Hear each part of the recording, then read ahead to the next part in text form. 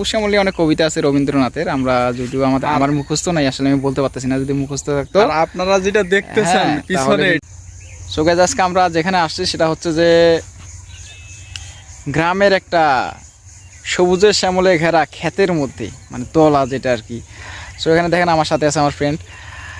এটা হচ্ছে একবারে সবুজের শ্যামলে ঘেরা, যেটা দেখলে আসলে মন ছুঁয়ে যায়। আর বিশেষ করে এরকম বিকালে, পরন্ত বিকালে যে এখানকার যে পরিবেশটা, আপনারা যদি আসলে এখানে আসেন সত্যিকার অর্থে আপনাদের মন ছুঁয়ে যাবে।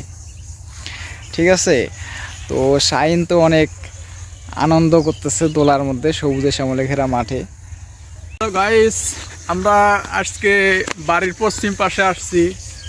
অনেক সুন্দর একটা প্রকৃতি, গ্রামের সবুজ শ্যামল, দেখতেও ভালো লাগতেছে, আনন্দের বিষয়। আমরা যখন শহরে থাকি এরকম মানে খোলামেলা জায়গা পাই না, কোথাও বিশ্রাম নিব, কোথাও মানে এইভাবে ঘুরবো, এরকম খোলামেলা জায়গা পাওয়া যায় না। আজকে যেটা আমরা ঘুরতেছি এটা অনেক বড় জায়গা, দেখার মতো, সবুজ শ্যামল, সব দিকেই সুন্দর গাছপালা আছে। আর যে বাতাসটা এখানকার একবারে পরিচ্ছন্ন বাতাস।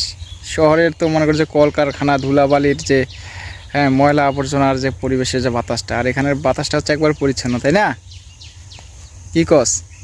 জি, সারা জীবন তো বাইরে কাটাইলি, আর যে আবহাওয়া নিয়ে আসলি, লাস্টে মাথায় একটা চুলও নাই।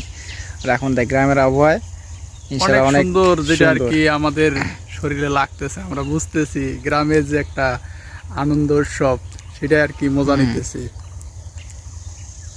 সবুজে ঘেরা মাঠগুলা আসলে যদি কেউ দেখে এটা অনেক সুন্দর। এবং বাদাম ক্ষেত,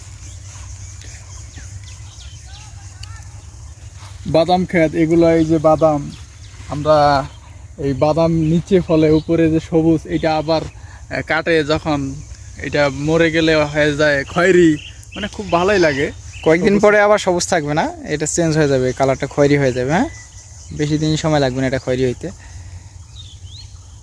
হ্যালো গাইস, আমরা অনেকক্ষণ ঘুরলাম, সন্ধ্যার যে একটা প্রকৃতি সেটা সবুজ শ্যামলে ঘেরা দেখলাম, অনেক ভালোই লাগলো। এখন সন্ধ্যা হয়ে গেছে, মাগরিবের আজান দেবে, তো পরন্ত বিকেল এটা আমরা এখন বিদায় নিতেছি। এখন তো বাসা যাইতে হবে, কারণ যেহেতু সন্ধ্যা হইতেছে। আর এই সবুজের ক্ষেত ছাড়ে আসলে যাইতে মন যাচ্ছে না, কারণ এত সুন্দর এখানকার পরিবেশটা দেখলে।